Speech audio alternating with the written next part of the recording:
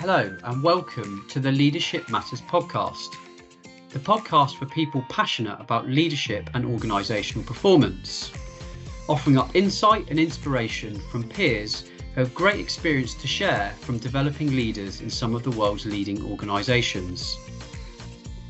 I'm your host, Andy Dent of the Oxford Group, and here at the Oxford Group we've had the privilege of developing leaders at organisations across the globe for over 35 years.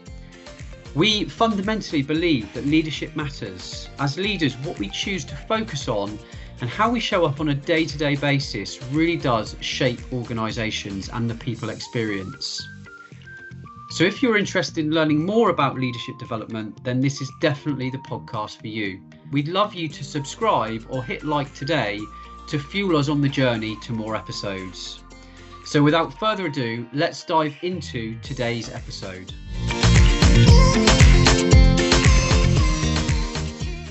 Hello and welcome to the Leadership Matters podcast. Today we're really pleased to welcome Sarah Spencer, Leadership Development and Wellbeing Lead at WaterAid. So welcome to the podcast, Sarah.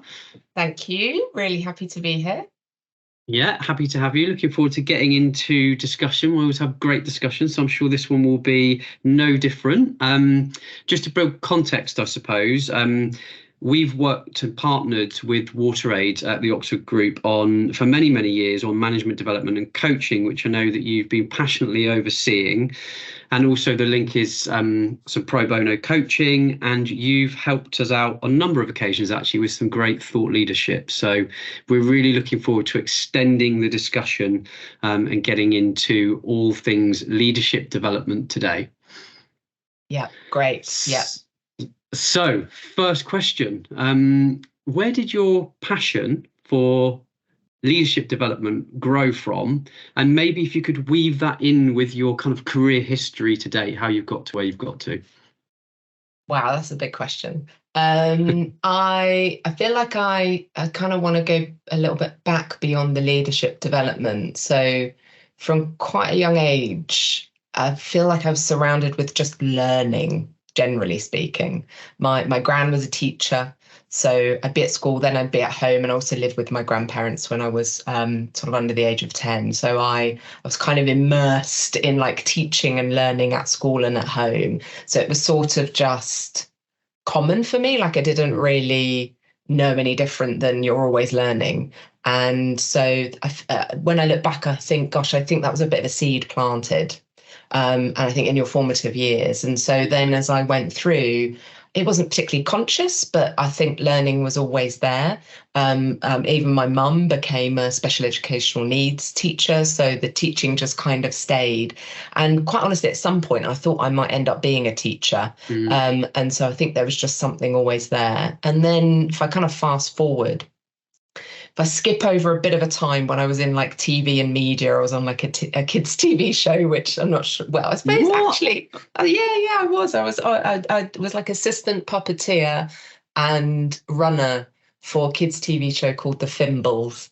So I remember the Fimbles. Oh my God. I'm not sure you could link that to learning or leadership development. I don't know. If we've got an hour, maybe I could tenuously make a link. But yeah, I thought I was going to go into an interesting experience. Yeah, okay. I mean, it was actually, do you know what? It's not going to take me now. It's going to take me 30 seconds. There is a connection there because I learned a lot about management and leadership being a runner on a TV studio floor. Actually, a lot about kind of the old school hierarchical leadership, communication skills, all of that. I think without realizing it, I'm sort of absorbing all of that kind of experience.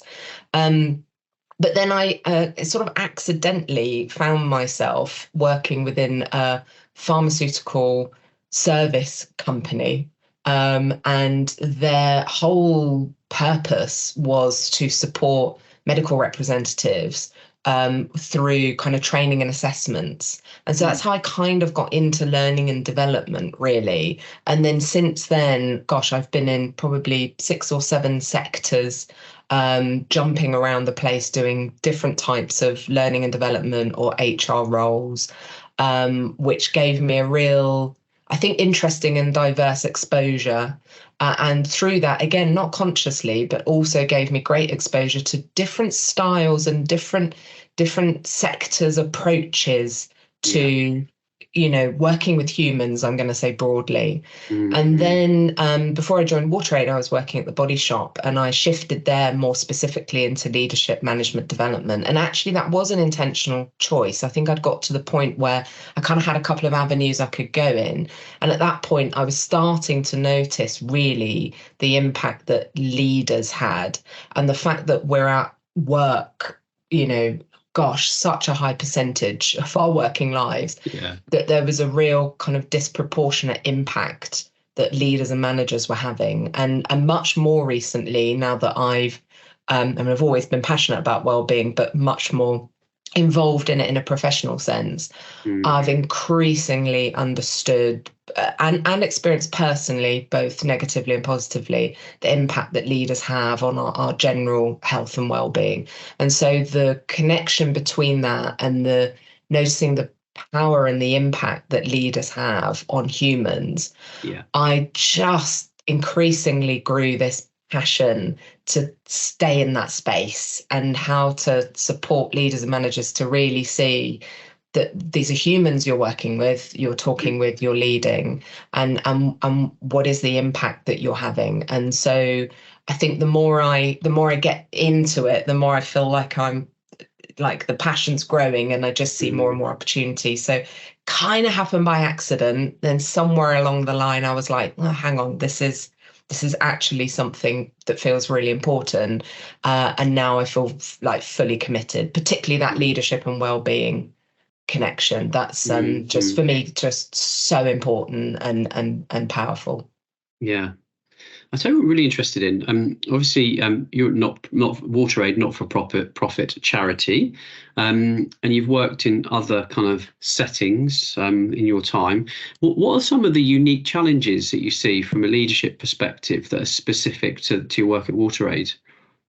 It's a really good question. I would say some challenges that are not necessarily unique. I'll start there because I've seen that in a few different organisations and sectors I've worked in. And I think it's more to do with the direction of travel, particularly with global organisations, is technology has really opened up our ability to connect with anyone, anywhere, anytime. And I think the challenge of that is, because you can, people do.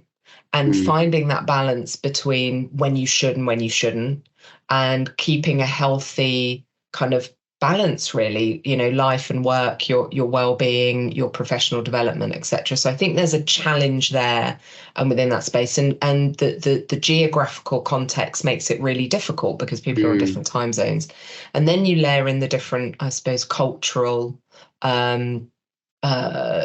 experiences and perspectives. And so then when I bring it into WaterAid, I think some of the unique challenges are that we are we're really here to bring WASH to everyone everywhere. So how do we get safe, clean water, good sanitation and hygiene practices to everyone everywhere? It's a super bold mission. I mean, we're very much passionately about getting there, but it's a challenge. And I think internally what we see is the challenge between such different cultures and political landscapes and approaches and beliefs coming together in a really, really small organization. And when I look at that through the lens of leadership and management, one of the biggest challenges is that, everyone is coming from a different belief set, or everyone is coming from a different set of experiences and exposure to different types of leadership.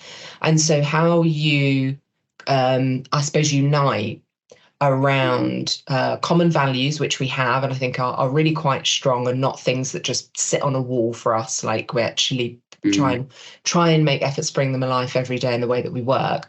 But breaking that down further, I think the challenge continually is, how do we really make sure we're really on the same page and understanding each other? And when we're talking about leadership behaviors and what we want to see and hear, actually breaking it down and using common language and practices and understanding where people are coming from, and not in the rush and the speed of the world today, losing sight of the need to slow down, pause, really sense check. Do we understand? Are we on the same page with this? Because we're often challenged by speed, which is pushing you really, really quickly, and the need to slow down to really understand the different contexts and the different cultures. And from an L&D perspective, then what does that mean for how we best serve you from the position you're at, rather than like a one size fits all or a Northern Hemisphere approach or a UK centric approach, whatever it is. So I think that tension between the speed to move and keep up with the pace of change, but the need to actually slow down in service of understanding and then developing whatever is going to be most useful and impactful. Yeah, there's a tension there because, like, you know, your purpose is so strong and so important, you know, that you could easily see people, you know, drive towards that purpose, and actually that takes them over the edge from a well-being perspective, potentially. Yeah. Or that they're so in pursuit of delivering the purpose that actually they maybe miss things along the way. So that's a really interesting. I hadn't even thought about that before. So thanks for bringing that to life, Sarah. Yeah. So next question then is all about what approaches you've seen that you think have really, really worked well in terms of getting leaders to think differently. So inspiring them, shifting behavior that leads to, you know, better organisational performance. So what are the things that when you're developing a leadership, say blank piece of paper, you know, develop a leadership development program, what are the things that you kind of go to that you know have worked in the past and might fit that? Obviously everything's going to be contextual, but where's the magic for you? I think, like, I'm really visual. So you saying, imagine there's a piece of paper in front of you. And so I'm literally doing that. I'm like, right, okay, where am I going with this? So I'm often thinking of what are the kind of the core principles or things or elements that you're going to build it around. And quite frankly, whatever it is, whether it's like a leadership development, it's a learning and development initiative, whatever, more often than not, I would come back to a few core things. One, it's going to sound super flippant, but it's fun. And by fun, I mean sort of light, how we're tapping into an ability to be a little bit playful, a little bit carefree, letting go, tapping into creativity. I think there's from a neurological perspective, real benefit in tapping in to that space, because it enables you to let go a bit more. So what I mean by that is it's easier when you're in that space to then let go of maybe strongly held beliefs or ways you've done things before. You can open yourself up a little bit more to new and possibilities in a way that you can't if you're kind of really stuck.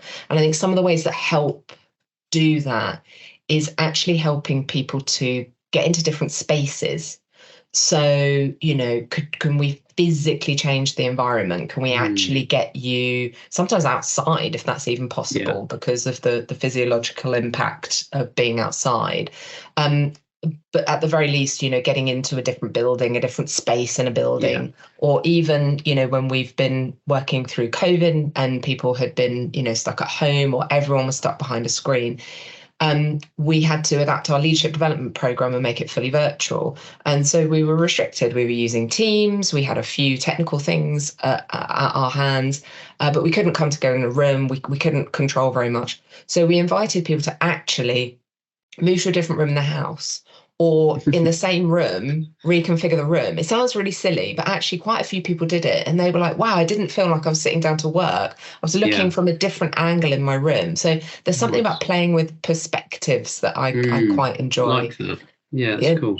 And and it's a subtle shift. Like now I could change and put my desk and look out the window to my left where I'm sitting, and I'd see something quite different. And my brain would be alight with different types of stimuli coming in. And so it enables you to just feel and see things in a different way. And all of that really is in service of noticing what's going on for you. So I think at the heart of that is kind of starting with yourself. So everything stems from our mindset, what it is we believe. That's how then informing like how we're approaching things and obviously our behavior. So I like to try and find those little moments where you can kind of catch somebody. And so it's a bit easier done when you're in person, but you can do it when you're virtual, particularly if you're in a smaller group or you're one-to-one, maybe through coaching or something.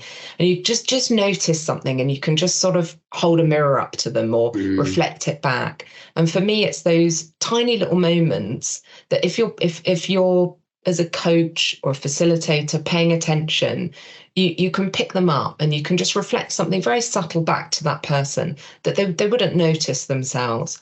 And that helps build that awareness. And so always in the design, it's like, how do we create enough space for there to be kind of that one-on-one or very small group opportunity? How do we do that through coaching? How do we do that through the peer learning and connection? Whatever the actual ways are, intentionally building in those opportunities for those small moments to be noticed, because it's in those small moments that we find more value, I think, in actually making some shifts. All the, coming together, plenary teaching and sharing, that's all, it has its place. Definitely very, very valid and important. But actually shifting that into an embodiment and what does that mean for you? You kind of need to help catch in those moments. So how do you design it that it has space for that? That also always feels really important. And just one final thing I would add on that is, for me, really, this is always coming from a place of what I would call authentic human connection, which is kind of how I describe my purpose, sort of why I'm here really in the world and what I do through the work that I choose to do. And so how in that creation of space and those moments, do you do that in a way that just feels really authentic? There's just two humans coming together so that you can strip away the titles or the power and the hierarchy or whatever else might be layering in there that I would see as potential barriers. You could just get through and have those person to person, very, very authentic human connection moments. And through that, there's a real sort of strength, I think, and a real, it's what I'm looking for, like a real motivation. Like, okay, there's something here. I'm noticing something. I can do something about it because it feels authentic. It feels like it's coming from a very helpful place, rather than I'm teaching you, I'm telling you, I'm imparting knowledge on you. It's that sense of it's kind of generative from within. I don't know if that's making any sense, but it's like I love so much of that. There's so many things in there I think are so powerful. And when you strip back all the bells and whistles, it's those moments that really count where you are able to shine the mirror up and someone just takes perspective for a second and just thinks, do you know what? I've never realized that. Or even sometimes I find when you hold the mirror up, sometimes there's a reaction to it. And there's almost maybe a denial in the moment, but then over a period of time, they kind of come back, or it just plants a seed. Yeah. So I think that notion of space is so, so important. And I always struggle with that because I'm always so passionate about, we put this content in, we do this and do that and do the other. And then you think, but where's the real space for people to connect? So I've always got to be really mindful of that myself. So that was a good reminder, Sarah. So thank you. I know we talked about getting rid of bells and whistles there, but I'm actually going to ask you, have you got any trainer tools or things? Some people have got like spark cards or, a particular diagnostic that they love, or, something that just brings the learning to life. Anything that you've used maybe a couple of times that leads you to think, that's just good, and it often works and brings things to life?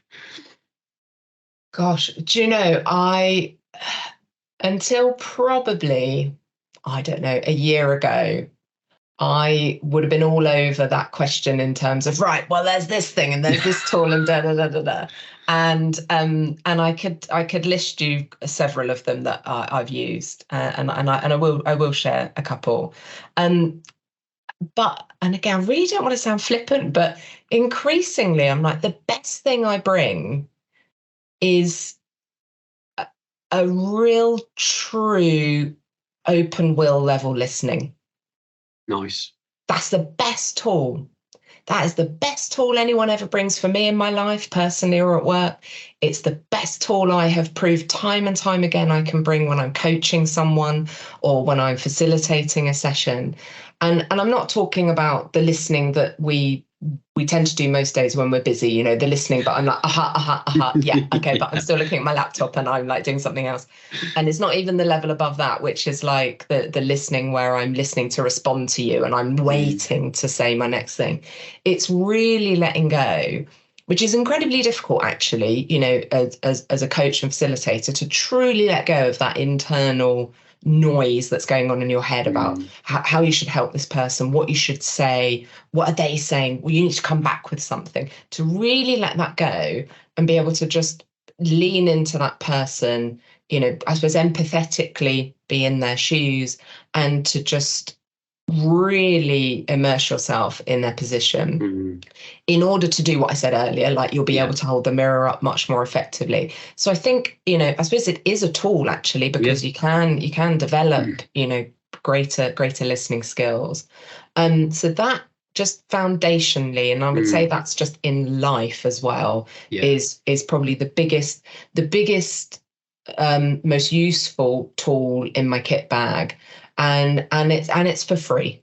You can, you know, but if I am going to come back to some other tools, I mean, there are some really, really simple approaches that I think are really helpful around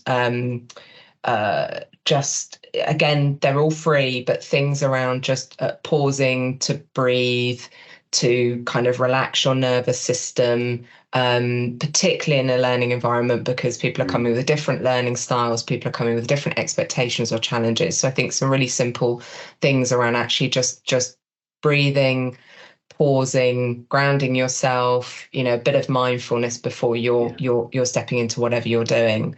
And then in terms of actually practical tools, I mean, I use things like MBTI, LIFO. I'm literally, where I'm sat here, looking at 3 packs of cards that I can deal out and use in any kind of scenario. And they're all great and they all have their place and I love them all. And really, for me, it's all in service of, well, what's the conversation you're going to have about that, for that human connection. So I don't particularly prize or value any one above the other. They all have their place. I use them when they feel helpful. And do you know what? Sometimes I use them and I'm in the middle of using them and I think, that's not very helpful. Should we do something else here? And then fall back on the things like just the mindfulness moments, the listening, the breathing. Actually, those are, for me, much more foundational than other things, and therefore, and then the conversation that you can have afterwards. So, I probably wouldn't elevate one above the other. No, got you. And I love a mindful minute. I just think, you know, the power that comes out of literally just breathing for a minute in the middle of a session, start of a session, towards the end of a session, to take perspective. You know, it course corrects, doesn't it? It makes you see things quite differently when you're in the seat as a participant. And I think, it can just really help to bring perspective into the learning environment, actually. So I love that. So moving on to from mindful minutes to the biggest challenges that leaders are facing right now. What a transition, eh? So what do you think are what's going on for leaders at the moment? I don't know if it will be different in your sector versus others. I'm sure there'll be some correlation. We're all in the same world at the moment, but I'd be interested to see if there's maybe a leadership challenge in the not-for-profit space that's going on right now, and then maybe just one generally that you're noticing. I think, I'm thinking of 2. So one that is definitely in the sector, very, very prevalent, and on everyone's mind, is power. And from a leadership perspective, this shifting of power.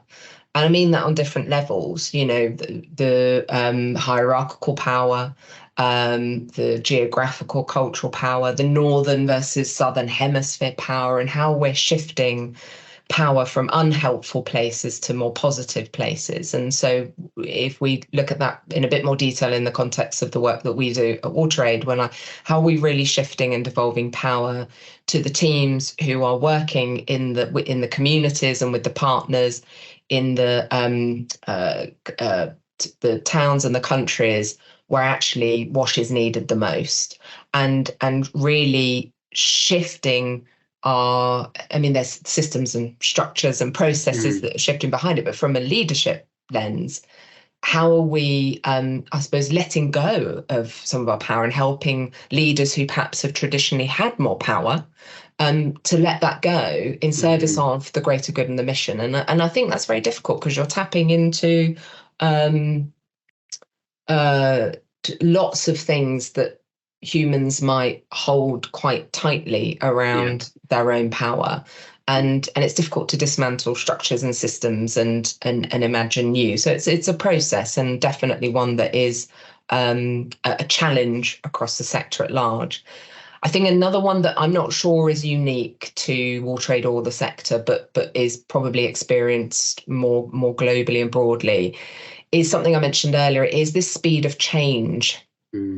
I was in a session last week where they presented just this one sentence, and I can't get it out of my head. And it was, "Today is the slowest it will ever be." And it still feels pretty quick, yeah. And it still feels damn quick. So I was like, crikey, if today is the slowest it will ever be, what would it be like in even just a week's time?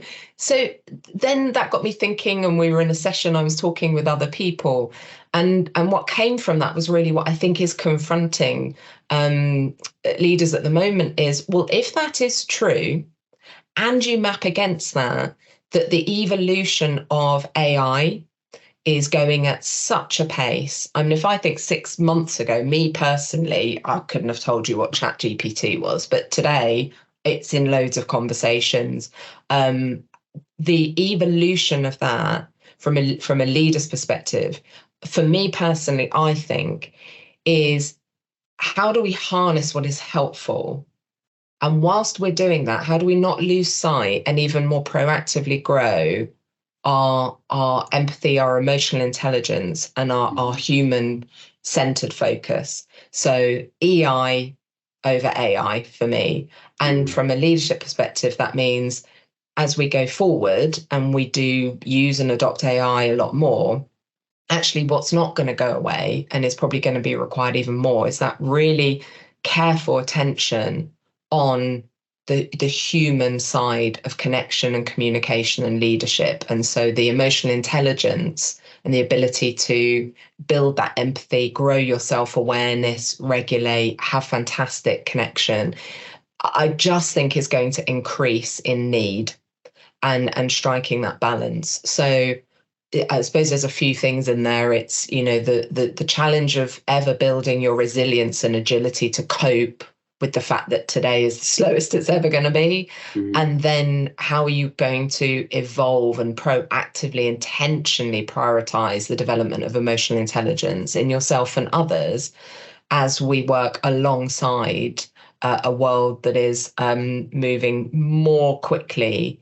towards an AI led or enhanced world. I don't know what language to use there. So I think, agility and resilience, increased proactive focus on emotional intelligence. I think and actually maybe that connects a bit into the power. It's sort of letting go of the old. We put a lot of stock in our power comes from a lot of what we know and what is comfortable. And I think there's an element of letting go of that and saying, do you know what? We don't know what we don't know.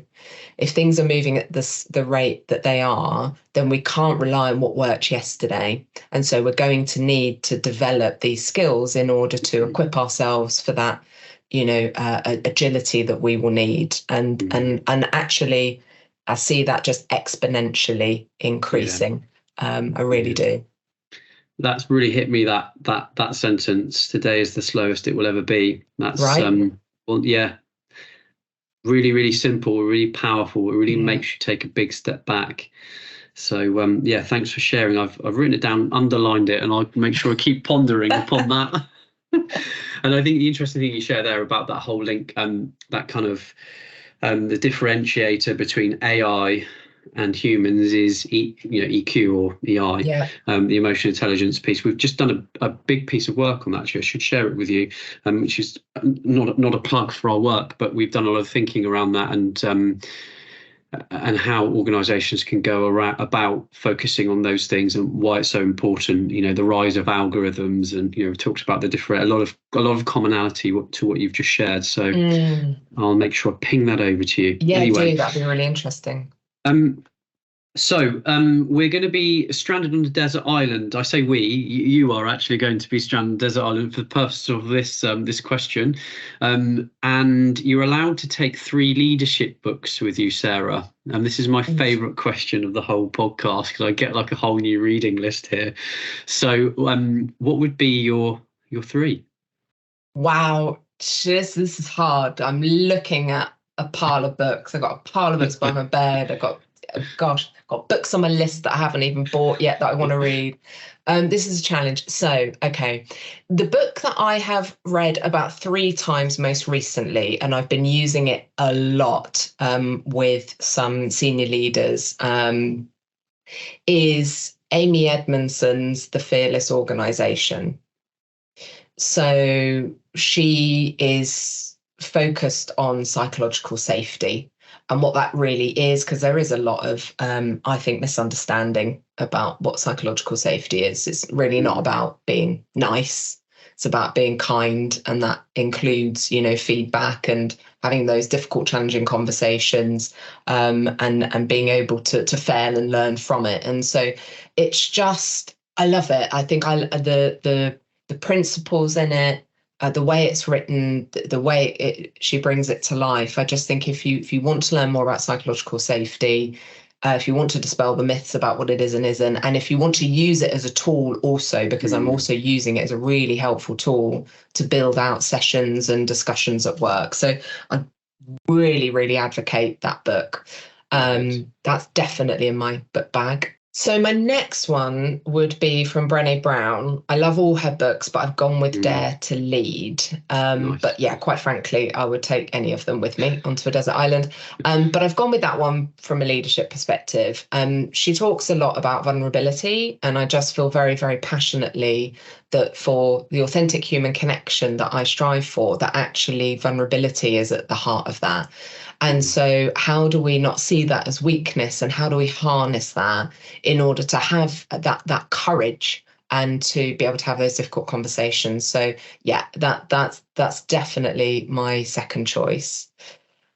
And my third choice, this is a challenge. I don't like it when I can only take 3. I've gone with 4. I'll be kind. If you want to go for 4, you can well, have that's 4. Well, don't, because then 4 goes to 5, that goes probably to makes 6, it worse. and then Okay, we're into a whole other book podcast. Go for number 3. But number 3, I was going to go with Simon Sinek's Start With Why. I'm not necessarily going with this because I love the book, or, I read it loads. In fact, I'll be quite frank, I'm not even sure I've read it all the way through, which is part of the reason I want to take it with me onto the desert island so I can actually finish it.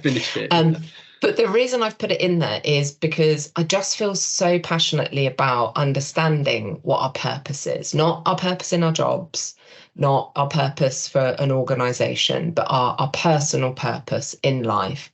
And it's been a journey, it's been a long journey, and I feel like each year I kind of build on understanding more why I'm here. But the more that I do it, the more things become easy. I really notice it's easier for me to make big decisions about things because I'm clear about whether it aligns with my purpose or not.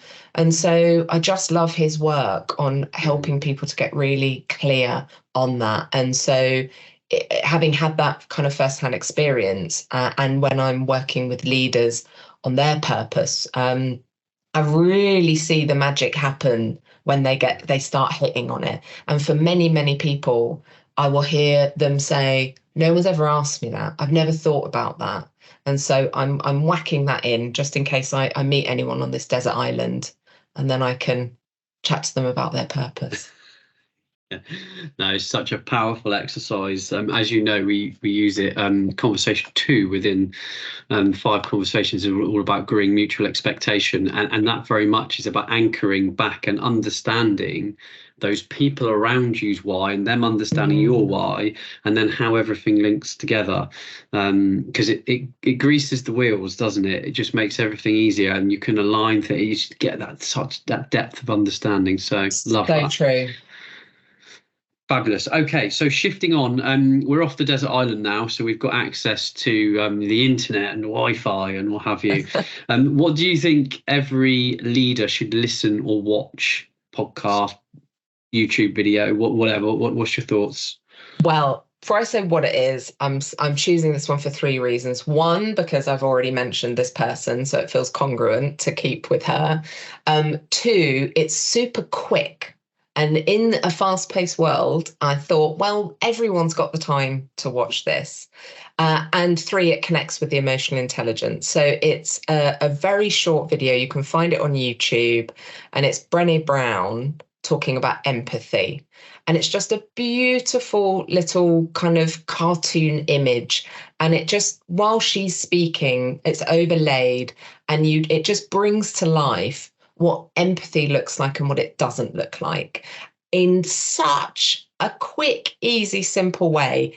It literally, I have shown this video to countless people, and it's about 3 minutes, and people just get it.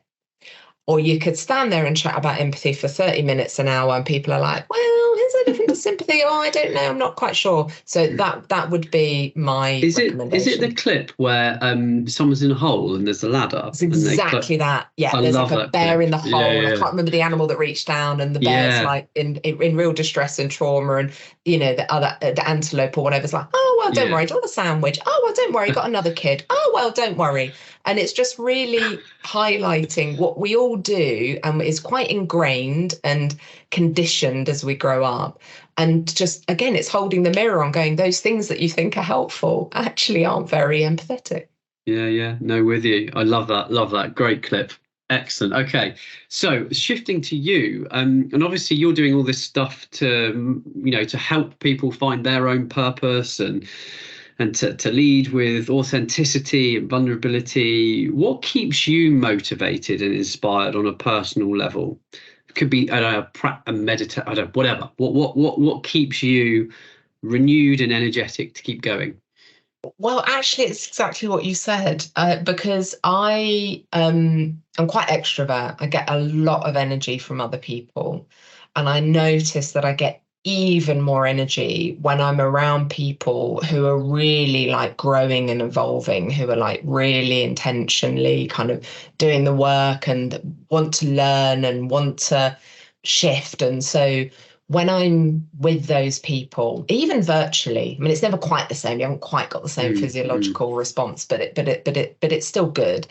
It gives me this real sense of like feeling content, I suppose, and full and happy. And so being able to see and particularly if I can support and be part of that, like if that's my gift to help somebody and have a conversation with them, whether that's coaching or it's informal, whatever it is, being able to see other people kind of grow and evolve and really embrace who they are. So I feel quite strongly that we all have unique skills and strengths, that we have something to bring. Sometimes people don't see that value in them.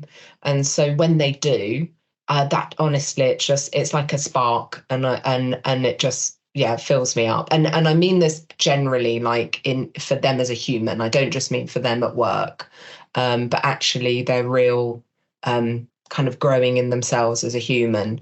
And if I can do that through coaching, facilitating, general conversation, or even just validating someone.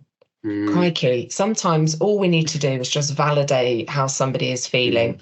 And sometimes I walk off thinking I don't feel like I did very much there, apart from I felt like I validated that person is feeling a particular way, and that's okay.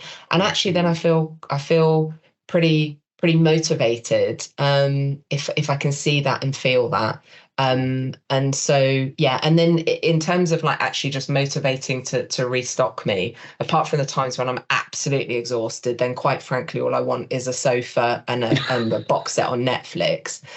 Takes a lot for me to get to that real, like, nobody talk to me. But otherwise, I'm generally reaching out to connect with other humans. Right. That is just, I don't know, just I can be so tired. And then I just get such energy and motivation from being around other people. Maybe it's the learning thing. I think every day is a school day, and I can be in a really informal catch up with a friend and I'll learn something. And then I'm like, wow, today was valuable. So I think I'm just so conditioned from childhood on that is what drives me. Yeah. You're definitely in the right job then. You've definitely found your calling for sure. I must have done right, possibly too much. Yeah. No, it's all good. Loving it. Right. So the closing question, and this is a question that you don't know what's coming. It's left by a previous guest. So here we go. How do you think the impact of emerging technology will impact the role of the leader?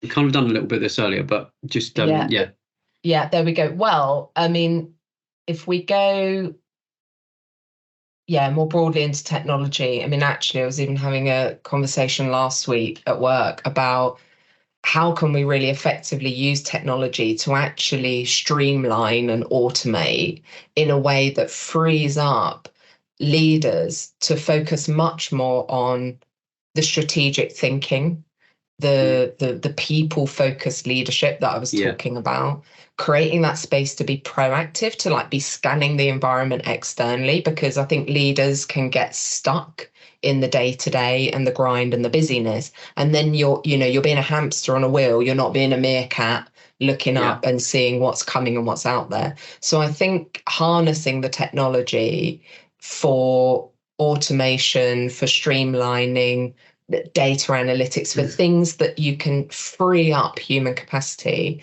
And particularly from a leadership perspective, it means you're freeing up time and valuable brain space to be able to see what's coming down the track.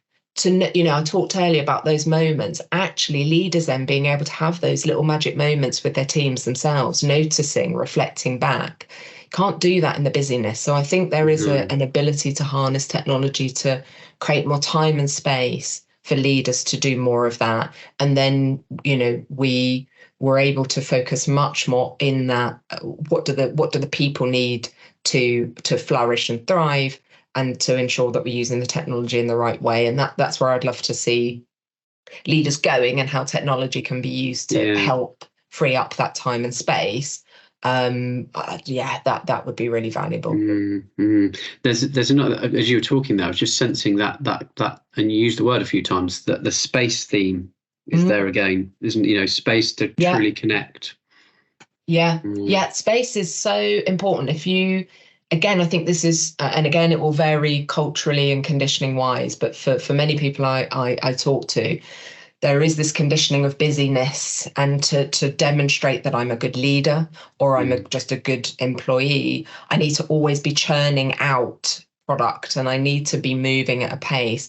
And it's so counter to taking a pause and creating space to consider, well, what's actually strategic here, or what's coming down the track, what's needed now that might be different, and for that more transformational leadership. And so that you need the space to do that. Again, it links to what I said earlier. How do you get out of your normal environment more, so that you can start, connecting dots in a different way, giving your brain that opportunity to create new neural pathways and new thinking. So we need the space to do that, and leaders more so than ever in this fast moving world, it's an intentional creation of space. So if tech can help, great. Bring it on. Fabulous. So listen, all that's left to do is to say a huge thank you for such a great conversation. Really, really enjoyed it. Took so many nuggets away from that personally. So thank you very much. I'm sure our listeners will do too. So thank you so much, Sarah. Amazing. Thank you. I really enjoyed it. Thanks, Andy. Thanks so much for listening to today's episode. We hope you took some insight or inspiration from the conversation. If you did, please hit the subscribe or like button, and we can keep delivering more and more conversations. If you are finding it useful, why not follow us on LinkedIn or check out our website or sign up for our newsletter to keep up to date with upcoming events, insights and articles to help either yourself or the leaders in your organisation. Thanks again.